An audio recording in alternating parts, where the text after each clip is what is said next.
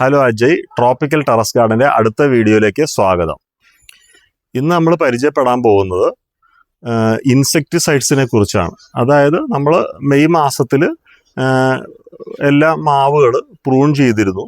അതിനുശേഷം അടുത്ത ഒരാഴ്ചക്കകം തന്നെ നമ്മളതിൻ്റെ ഫെർട്ടിലൈസേഴ്സ് എല്ലാം കൊടുത്തിരുന്നു. അതായത് ചാണകപ്പൊടി, സൂപ്പർ മീല്, പിന്നെ പച്ചക്കക്കപ്പൊടി തുടങ്ങി മൈക്രോ ന്യൂട്രിയൻസ്, അങ്ങനെ പല വളങ്ങളും നമ്മൾ കൊടുത്തിരുന്നു.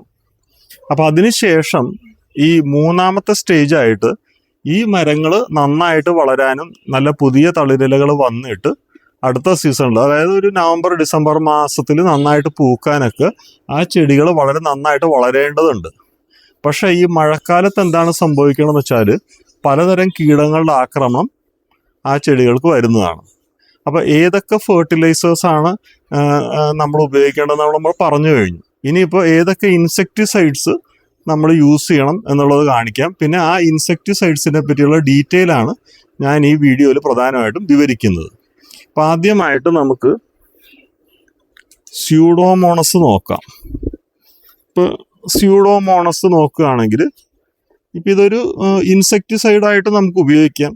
അപ്പോൾ ഇതിൻ്റെ ഒരു കോഡ് നമ്മൾ നോക്കുക എന്താണെന്നുള്ളത്, ഇതിൻ്റെ ടോക്സിസിറ്റി, അതായത് എന്താണ് ഇതിൻ്റെ വിഷസ്വഭാവം എന്ന് നമുക്ക് നോക്കാം. അവിടെ ഇത് പച്ച കളറിലാണ് ഉള്ളത്. പച്ച കളറിൻ്റെ ഇൻഡിക്കേഷൻ എന്ന് പറഞ്ഞാൽ ഇതിനൊരു കോഷൻ എന്നാണ്, അതായത് കുറച്ച് ശ്രദ്ധിച്ച് ഉപയോഗിക്കണം എന്ന് മാത്രമേ പറയുന്നുള്ളൂ. പക്ഷേ ഇതിൻ്റെ ടോക്സിസിറ്റി വളരെ കുറവാണ്. കുറേ കൂടി സേഫർ ആയിട്ടുള്ള ഒരു ഇൻസെക്ടിസൈഡാണ് ഗ്രീൻ കളറിൽ വരുന്നത്.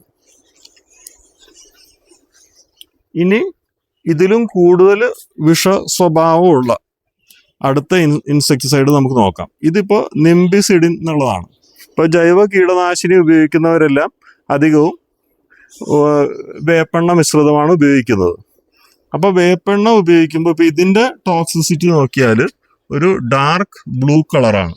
അതായത് ഗ്രീനിനേക്കാളും അടുത്ത ലെവലിലുള്ള ഒരു ഇൻസെക്ടിസൈഡാണ് ഈ ഡാർക്ക് ബ്ലൂ അല്ലെ ബ്ലൂ കളറിലോട്ട് വരുന്നത്.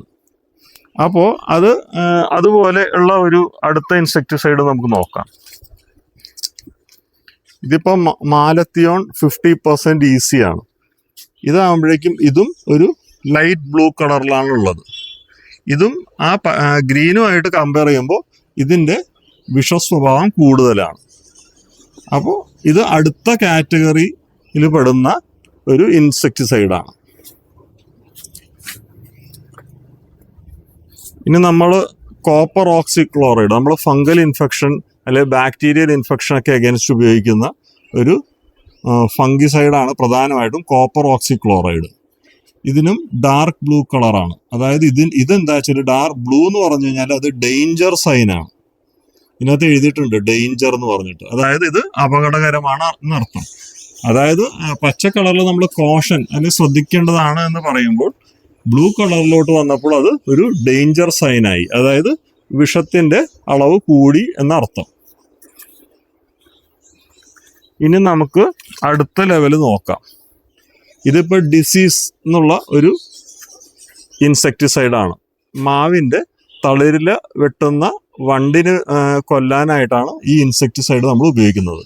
ഇത് നോക്കിക്കഴിഞ്ഞാൽ യെല്ലോ കളറാണ്. യെല്ലോ കളർ പറഞ്ഞാൽ പിന്നീടും കൂടുതൽ അധികം വിഷസ്വഭാവമുള്ള ഒരു ഇൻസെക്ടിസൈഡാണ് യെല്ലോ കളർ പറഞ്ഞാൽ. അതിനകത്ത് എഴുതിയിരിക്കുന്നത് പോയിസൺ എന്നാണ്, അതായത് ഇത് വിഷം എന്നാണ്. അപ്പോൾ നമ്മൾ ആദ്യം കണ്ടത് എന്തായിരുന്നു? കോഷൻ ആയിരുന്നു. അത് ഗ്രീൻ കളറിൽ കണ്ടു. പിന്നെ അത് കഴിഞ്ഞ് ബ്ലൂ കളറിൽ നമ്മൾ കണ്ടത് ഡേഞ്ചർ ആയിരുന്നു. ഇനി യെല്ലോയിൽ വന്നപ്പോഴേക്കും അത് പോയിസൺ എന്നുള്ള കാറ്റഗറിയിലോട്ട് മാറി. അപ്പോൾ ഇനി റെഡ് കളറിലുണ്ട്. അത് ഏറ്റവും കൂടുതൽ വിഷം കലർന്ന ഇൻസെക്ടിസൈഡാണ്. പക്ഷെ അത് നമ്മളിവിടെ ഉപയോഗിക്കാറില്ല. അപ്പോൾ ഓരോ ഇൻസെക്ടിസൈഡും വാങ്ങുമ്പോൾ ഇതിൻ്റെ ഈ കളറ് നമ്മൾ നോക്കിയിട്ട് അതിൻ്റെ വിഷസ്വഭാവം എത്രയാണെന്ന് മനസ്സിലാക്കിയിട്ട് വേണം നമ്മളിത് വാങ്ങാൻ. പിന്നെ അതുപോലെ ഇത് വളരെ സേഫായിട്ടുള്ള സ്ഥലത്ത് വെക്കണം. കുട്ടികളുടെ കയ്യിൽ പെടരുത്. അതുമാതിരി വല്ല പെറ്റ്സൊക്കെ ഉണ്ടെങ്കിൽ അവരുടെ കയ്യിലൊന്നും ഇത് പോയി പെടാതിരിക്കാൻ ശ്രദ്ധിക്കുക. വളരെ സുരക്ഷിതമായ സ്ഥലങ്ങളിൽ ഇത് വെക്കുക. അപ്പോൾ ഈ 3 കോഡുകളിലുള്ള ഇൻസെക്ടിസൈഡ്സ് ആണ് പ്രധാനമായിട്ട് നമ്മൾ കൃഷിക്ക് വേണ്ടി ഉപയോഗിക്കാറുള്ളത്. ഇന്ന് നമുക്ക് ഇനി ഇൻസെക്ടിസൈഡ്സ് ഏതൊക്കെ ടൈപ്പ് ഉണ്ടെന്ന് നോക്കാം. അപ്പോൾ ഇതിപ്പോൾ ഡിസീസ് എന്നുള്ള ഇൻസെക്ടിസൈഡാണ്. മാവിൻ്റെ തളിരില വെട്ടുന്ന വണ്ടിനെ കൊല്ലാനായിട്ടാണ് ഈ ഇൻസെക്ടിസൈഡ് ഉപയോഗിക്കുന്നത്. ഇതൊരു കോണ്ടാക്ട് ഇൻസെക്ടിസൈഡാണ്. കോണ്ടാക്ട് ഇൻസെക്ടിസൈഡ് എന്ന് പറഞ്ഞു കഴിഞ്ഞാൽ ഇപ്പോൾ ഈ മരത്തിൻ്റെ തളിരില വരികയാണെങ്കിൽ ആ തളിരിലയിലാണ് നമ്മൾ സ്പ്രേ ചെയ്യുകയാണെങ്കിൽ അത് വെട്ടുന്ന വണ്ട് അതിൽ വന്നിരിക്കുമ്പോൾ അതിൻ്റെ കോണ്ടാക്ട് കൊണ്ട് തന്നെ അത് ചത്തുപോകും. അപ്പോൾ കോണ്ടാക്ട് ഇൻസെക്ടിസൈഡ് എന്ന് പറഞ്ഞാൽ ആ കീടം ഒരു കോണ്ടാക്റ്റിൽ വന്നാൽ മാത്രമേ അത് ചത്തുപോവുള്ളൂ. അതേസമയം അടുത്ത ഇൻസെക്ടിസൈഡ് നോക്കാം. ഇത് ഇപ്പോൾ തിയാമെത്തോക്സാം, അതായത് ടാക്സോൺ എന്നുള്ള പേരിൽ വിൽക്കുന്ന ഇൻസെക്ടിസൈഡാണ്. ഇതൊരു സിസ്റ്റമിക് ഇൻസെക്ടിസൈഡ് എന്ന് പറയും. സിസ്റ്റമിക് ഇൻസെക്ടിസൈഡ് എന്ന് പറഞ്ഞാൽ ഈ ഇൻസെക്ടിസൈഡ് സ്പ്രേ ചെയ്യുകയോ അല്ലെങ്കിൽ തടത്തിൽ ഒഴിച്ചു കൊടുക്കുകയോ ചെയ്താൽ ഇത് മൊത്തത്തിൽ ആ ചെടിയുടെ റൂട്ട് സിസ്റ്റത്തിലും തണ്ടിലും ഇലയിലും ഇപ്പോൾ ഇതിനകത്തൊരു മാങ്ങയുണ്ടെങ്കിൽ ആ മാങ്ങയിൽ വരെ ഈ സിസ്റ്റമിക് ഇൻസെക്ടിസൈഡ് കയറും. അപ്പോൾ അതിൽ നിന്ന് നമ്മൾ മനസ്സിലാക്കേണ്ടത് ഒരു മാവ് പൂത്തതിന് ശേഷം മാങ്ങ ഉണ്ടായി തുടങ്ങുമ്പോൾ ഈ സിസ്റ്റമിക് ഇൻസെക്ടിസൈഡ് ഉപയോഗിക്കാതിരിക്കുകയാണ് നമുക്ക് നല്ലത്. അല്ലെങ്കിൽ അത് നമ്മുടെ ഫ്രൂട്ടിൽ വരെ അതിൻ്റെ ഒരു ഇഫക്റ്റ് നമുക്ക് ഉണ്ടാവും. അപ്പോൾ കഴിയുന്നതും പൂത്ത് കഴിഞ്ഞതിന് ശേഷം സിസ്റ്റമിക് ഇൻസെക്ടിസൈഡ് നമ്മൾ യൂസ് ചെയ്യരുത്. അതേസമയം ഇപ്പോൾ ഈ സീസൺ എന്ന് പറഞ്ഞു കഴിഞ്ഞാൽ നമുക്ക് മാങ്ങയൊക്കെ കഴിഞ്ഞു. ഇനി അടുത്ത ഒരു ഏകദേശം ഒരു ഒക്ടോബർ മാസം വരെ ഉള്ള ഏത് ഇൻഫെക്ഷനും ഡീൽ ചെയ്യാനായിട്ട് നമുക്ക് വേണമെങ്കിൽ സിസ്റ്റമിക് ഇൻസെക്ടിസൈഡ് ഉപയോഗിക്കാം. പക്ഷെ ഒരു വളരെ കൂടുതൽ രോഗങ്ങൾ മൂർച്ഛിച്ചാലാണ് നമ്മൾ പൊതുവെ സിസ്റ്റമിക് ഇൻസെക്ടിസൈഡ് ഉപയോഗിക്കുക.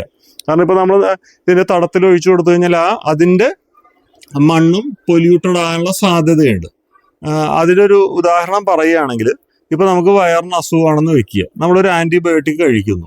അത് കഴിക്കുമ്പോൾ നമ്മുടെ അസുഖം മാറുന്നത് കൂടാതെ നമ്മുടെ ശരീരത്തിലുള്ള നല്ല ബാക്ടീരിയകളും ഇതിൻ്റെ ഇഫക്റ്റ് കൊണ്ട് ചത്തുപോകും. അതുകൊണ്ടാണ് നമ്മൾ ഈ അസുഖം കഴിഞ്ഞിട്ട് തൈരൊക്കെ കുടിക്കണം, പ്രോബയോട്ടിക് നമ്മൾ കഴിക്കണം എന്ന് പറയുന്നത്. അതുപോലെ നമ്മൾ സിസ്റ്റമിക് ഇൻസെക്ടിസൈഡ് മണ്ണിലൊക്കെ അപ്ലൈ ചെയ്ത് കഴിഞ്ഞാൽ ഈ അസുഖം മാറിയതിന് ശേഷം അതിന് പ്രോപ്പറായിട്ടുള്ള ഫെർട്ടിലൈസേഴ്സ് കൊടുക്കണം. അല്ലെങ്കിൽ ഇപ്പോൾ ചാണകപ്പൊടി അല്ലെങ്കിൽ കമ്പോസ്റ്റ് ഒക്കെ കൊടുത്ത് ആ മണ്ണിൻ്റെ ഒരു മൈക്രോബ്സ് എന്ന് പറയും അത് കൂടുതൽ ഇമ്പ്രൂവ് ചെയ്യാനായിട്ട് നമ്മൾ വീണ്ടും ആ ചെടിയെ ഒന്ന് പുനരുജ്ജീവിപ്പിച്ച് കൊണ്ടുവരേണ്ടി വരും. അപ്പോൾ അതാണ് ആ സിസ്റ്റമിക് ഇൻസെക്ടിസൈഡ് എന്ന് പറയുന്നത്. ഇനി മൂന്നാമത്തത് സിസ്റ്റമിക് ആൻഡ് കോണ്ടാക്ട് ഇൻസെക്ടിസൈഡാണ്. അതായത് സിസ്റ്റമിക്കും ആണ്, ആ മരത്തിനകത്ത് മൊത്തമായിട്ട് കയറുകയും ചെയ്യും, അതുപോലെ കോണ്ടാക്ട് ആ കോണ്ടാക്റ്റിൽ വരുന്ന ഇൻസെക്ട്സിനെ കൊല്ലുകയും ചെയ്യും. ഇതിപ്പോൾ ഡയാഫെന്തിയൂറോൺ എന്നുള്ള ഒരു ഇൻസെക്ടിസൈഡാണ്. ഇതും നമുക്ക് മാവിലൊക്കെ ഉപയോഗിക്കാവുന്നതാണ്. അപ്പോൾ ഈ 3 തരത്തിലാണ് ഇൻസെക്ടിസൈഡ് ഉള്ളത്. ഒന്ന് കോണ്ടാക്ട് ഇൻസെക്ടിസൈഡ്, രണ്ടാമത്തത് സിസ്റ്റമിക് ഇൻസെക്ടിസൈഡ്, മൂന്നാമത്തത് കോണ്ടാക്ട് ആൻഡ് സിസ്റ്റമിക് ഇൻസെക്ടിസൈഡ്. അപ്പോൾ നമ്മൾ ഇൻസെക്ടിസൈഡ്സ് വാങ്ങുമ്പോൾ ഇത് കൃത്യമായി മനസ്സിലാക്കുകയും ഏതെല്ലാം സമയത്താണ് ഇത് ഉപയോഗിക്കേണ്ടതെന്ന് അറിയുകയും വേണം. ഇപ്പോൾ പൊതുവെ നമ്മൾ പറഞ്ഞു ഇതിൻ്റെ ഉപയോഗം വളരെ ശ്രദ്ധിക്കണമെന്നുള്ളത്. അപ്പോൾ ഒരു കാരണവശാലും നമ്മൾ ഒരു ചെടി പൂത്തതിന് ശേഷം സിസ്റ്റമിക് ഇൻസെക്ടിസൈഡ് അല്ലെങ്കിൽ സിസ്റ്റമിക് ആൻഡ് കോണ്ടാക്ട് എന്നുള്ള ഒരു കാറ്റഗറി കഴിയുന്നതും അവോയ്ഡ് ചെയ്യുകയാണ് നമുക്ക് നല്ലത്. ഇനി ഞാൻ ഈ മരങ്ങളൊക്കെ പ്രൂൺ ചെയ്തിരുന്നു, അതിൻ്റെ ഒരു അവസ്ഥയൊക്കെ കാണിക്കാം. ഇപ്പോൾ ഇത് കണ്ടോ, ഇതൊരു വലിയ അൽഫോൻസോ മാവായിരുന്നു. ഇതിപ്പോൾ വളരെ പടർന്ന് പന്തലിച്ച് അപ്പുറത്ത് ഇലക്ട്രിക് ലൈനിലോട്ട് പോയി, പിന്നെ ഇപ്പുറത്ത് അടുത്ത വീട്ടിലോട്ടൊക്കെ പോയി. അപ്പോൾ മറ്റുള്ളവർക്ക് ബുദ്ധിമുട്ടുണ്ടാകാതിരിക്കാനായിട്ട് നമ്മളത് ഒരു ഹാർഡ് പ്രൂൺ ചെയ്തിരിക്കുകയാണ്. പക്ഷേ മെയ് ആദ്യം നമ്മൾ ഇത് പ്രൂൺ ചെയ്തെങ്കിലും പിന്നീട് നല്ല മഴ വന്നതുകൊണ്ട് അതിന് പ്രത്യേകിച്ച് യാതൊരു ഇൻസെക്ടിസൈഡും അടിക്കാൻ പറ്റിയില്ല. ഇപ്പോൾ ആ ഇലകളൊക്കെ നോക്കിക്കഴിഞ്ഞാൽ കരിഞ്ഞും ഉണങ്ങിയൊക്കെ ആയിട്ടാണ് ഇരിക്കുന്നത്. ഇപ്പോൾ ഇവിടെ അടുത്തൊരു മരം കാണിക്കുക. ഇപ്പോൾ ഇതിനകത്ത് ഒരു പ്രൂണിങ് നടത്തിയിരുന്നു. ഇപ്പോൾ ഈ മരം നോക്കിക്കഴിഞ്ഞാൽ ഇവിടെയും പല ഇലകളും കരിഞ്ഞിരിക്കുന്നത് കാണാം. കാരണം ആ കാലഘട്ടത്തിന് ശേഷം പ്രൂണിങ്ങിന് ശേഷം വളപ്രയോഗം ചെയ്തു, അതിനുശേഷം നമുക്ക് ഈ പ്രിവെൻറ്റീവ് മെഷർ ഒന്നും എടുക്കാൻ പറ്റിയില്ല, അല്ലെങ്കിൽ ഈ തളിരിലേക്ക് സ്പ്രേ ഒന്നും ചെയ്യാൻ പറ്റിയില്ല. അപ്പോൾ ഈ തളിരില നശിപ്പിക്കുന്ന വണ്ടിനെയും പൊതുവെ ഇതുമാതിരി കരിച്ചു കളയുന്ന മറ്റ് ഇൻസെക്ട്സിനെയും കൊല്ലാനായിട്ട് ഞാൻ ഉപയോഗിക്കുന്നതാണ് ഈ ഡിസീസ് എന്നുള്ള ഇൻസെക്ടിസൈഡ്. ഇതൊരു കോണ്ടാക്ട് ഇൻസെക്ടിസൈഡാണ്. ഇതിനി എങ്ങനെ ഉപയോഗിക്കണമെന്ന് കാണിച്ചു തരാം. ഇതിപ്പോൾ 1 ലിറ്റർ വെള്ളത്തിൽ 0.5 ml ഡിസീസ് ഇൻസെക്ടിസൈഡ് എടുക്കുക. ഹെൽപ്പർ എന്നുള്ള ഈ ഒരു വെറ്റിംഗ് ഏജന്റ് 0.5 ml എടുക്കുക. ഇത് രണ്ടും ഞാൻ ഈ 1 ലിറ്റർ വെള്ളത്തിൽ മിക്സ് ചെയ്തിട്ട് ഈ ഒരു സ്പ്രേയറിൽ ഇട്ടിരിക്കുകയാണ്. ഇനി ഇത് സ്പ്രേ ചെയ്യുന്നതിന് മുമ്പായിട്ട് നമ്മൾ കുറേ പ്രിക്കോഷൻസ് എടുക്കാനുണ്ട്. അപ്പം അതെന്താണെന്ന് പറയാം. ആദ്യം നമ്മളൊരു മാസ്ക് ഉപയോഗിക്കുക. അപ്പോൾ നമ്മുടെ മൂക്കിലോ വായിലോ ഒന്നും സ്പ്രേ കിട്ടാതിരിക്കാനാണ്. നമ്മൾ വളരെ കുറഞ്ഞ അളവിലാണ് ഈ ഇൻസെക്ടിസൈഡ് ഉപയോഗിക്കുന്നത്.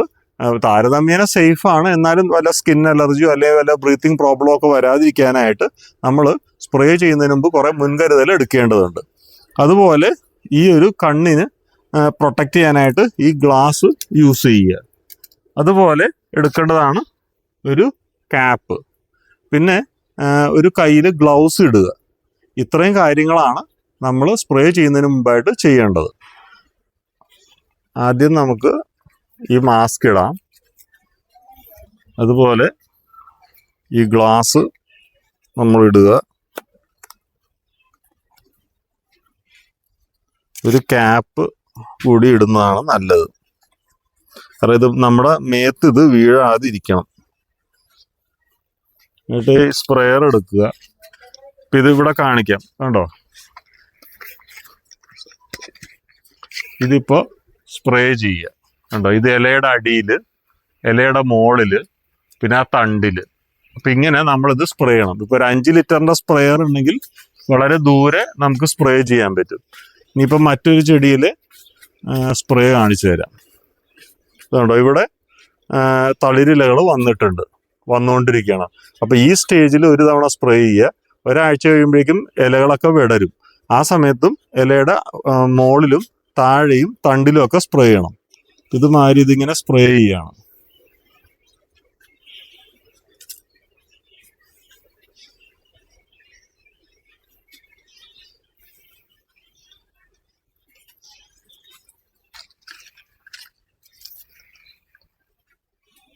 ഇങ്ങനെ ഈ ഇലയിലെല്ലാം നന്നായിട്ടൊന്ന് സ്പ്രേ ചെയ്യുക. ഇനി ഒരാഴ്ച കഴിഞ്ഞിട്ട് നമ്മൾ റിപ്പീറ്റ് ചെയ്യുക. നമ്മളിങ്ങനെയൊക്കെ നിൽക്കുമ്പോൾ തൊട്ടടുത്ത ആൾക്കാർ വിചാരിക്കും ഏതെങ്കിലും ഒരു അന്യ ബഹിരാകാശ ജീവി വന്നിട്ടുണ്ടെന്ന് വിചാരിക്കും. പക്ഷെ അതൊന്നും നമ്മൾ നോക്കണ്ട. നമ്മുടെ പ്രൊട്ടക്ഷൻ വളരെയധികം ഇമ്പോർട്ടൻ്റ് ആണ്. അപ്പോൾ നമ്മൾ ഇന്ന് പരിചയപ്പെട്ടത് ഇൻസെക്ടിസൈഡിനെ കുറിച്ചാണ്. അതിൻ്റെ ഏതൊക്കെ തരത്തിലുള്ള ഇൻസെക്ടിസൈഡ്സ് ഉണ്ട്, അതിൻ്റെ വിഷസ്വഭാവം എന്തൊക്കെയാണെന്ന് നമ്മൾ കണ്ടു. പിന്നെ ഇൻസെക്ട്സിനെ കൊല്ലാനായിട്ട് ഇത് പ്രൂണിങ്ങിനും വളപ്രയോഗത്തിന് ശേഷം ഇപ്പം തന്നെ ഇത് ഇൻസെക്ടിസൈഡൊക്കെ അടിച്ചു തുടങ്ങണം. പുതിയ തളിരില വരുമ്പോൾ ഇൻസെക്ടിസൈഡ് അടിക്കുക. അതുമാതിരി ഇതിൻ്റെ തണ്ടിലെല്ലാം ഫംഗൽ ഇൻഫെക്ഷൻ വരാതിരിക്കാനായിട്ട് കോപ്പർ ഓക്സിക്ലോറൈഡ് ഏതെങ്കിലും ഒരു ഇൻസെക്ടിസൈഡിനൂടെ മിക്സ് ചെയ്തിട്ട് പെയിൻറ്റിൻ്റെ ബ്രഷ് വെച്ച് അടിച്ചു കൊടുക്കുക, അല്ലെങ്കിൽ സ്പ്രേ ചെയ്യുക.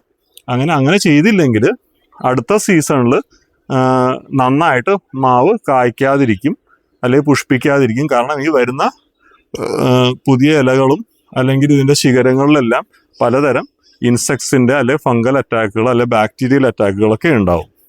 അപ്പോൾ ഇതൊക്കെ നമ്മൾ ഇപ്പോൾ ചെയ്തു കൊടുത്തില്ലെങ്കിൽ ഈ പുതിയ ഇലകളെല്ലാം നശിച്ചു പോകും. അപ്പോൾ ഈ പ്രിക്കോഷൻസ് എല്ലാം ഉടനെ തന്നെ നമ്മൾ എടുക്കണം. മഴയില്ലാത്ത സമയത്ത് വേണം ഇതെല്ലാം ചെയ്യാനായിട്ട്. പിന്നെ നല്ല മഴയത്ത് ഇത് ഒലിച്ചു പോയെങ്കിൽ വീണ്ടും ഒന്നും കൂടി ഒരു 2 ആഴ്ച കഴിഞ്ഞ് റിപ്പീറ്റ് ചെയ്യുക. അപ്പം ഇത്രയാണ്. ഇനി അടുത്ത വിശേഷവുമായിട്ട് അടുത്ത വീഡിയോയിൽ കണ്ടുമുട്ടാം. Good bye.